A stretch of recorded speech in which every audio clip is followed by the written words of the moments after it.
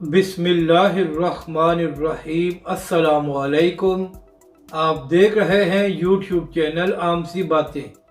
बल्दियाती इंतखाबात में धांधली का मामला, तहरीक लब्बैक पाकिस्तान ने प्रोटेस्ट करने का ऐलान कर दिया। इस वीडियो में हम इसी के मुतालिक बात करेंगे।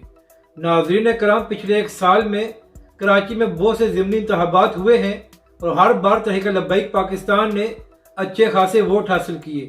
यहाँ तक कि तहरीक लब्बैक पाकिस्तान एक सीट कराची से जीत गई थी, जो बाद में धांधली करके तहरीक लब्बैक पाकिस्तान से छीन ली गई।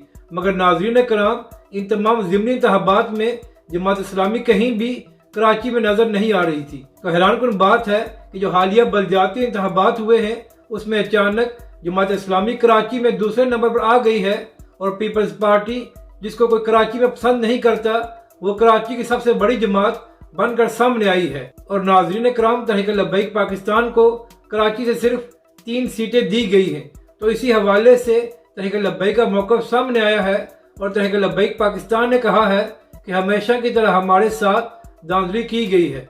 तो नाज़रीन कराम, इसी हवाले से तहरीक लब्बैक कराची के अमीर मुफ्ती कासिम फ़खरी साहब ने कल रात एक अहम प्रेस कॉन्फ्रेंस की। मुफ्ती कासिम फ़खरी साहब ने कहा कि हालिया बल्दियाती इंतखाबात में कराची और हैदराबाद में जो तहरीक लब्बैक पाकिस्तान की पोजीशन दिखाई जा रही है, तहरीक लब्बैक पाकिस्तान इससे बहुत मजबूत है और हमेशा की तरह तहरीक लब्बैक के वोटों पर डाका डाला गया है। मुफ्ती कासिम फ़खरी साहब ने कहा कि पहले तो इलेक्शन कमीशन हमारी बात सुनने को तैयार नहीं था और फिर जो तहरीक लब्बैक की जानिब से शिकायत जमा कराई गई हैं, अब इलेक्शन कमीशन उस पर कोई एक्शन नहीं ले रहा। मुफ्ती कासिम फ़खरी साहब ने कहा कि इस बार तहरीक लब्बैक पाकिस्तान धांधली पर खामोश नहीं रहेगी और किसी को तहरीक लब्बैक की इजाज़त नहीं देगी कि वो हमारे वोटों पर डाका डाले।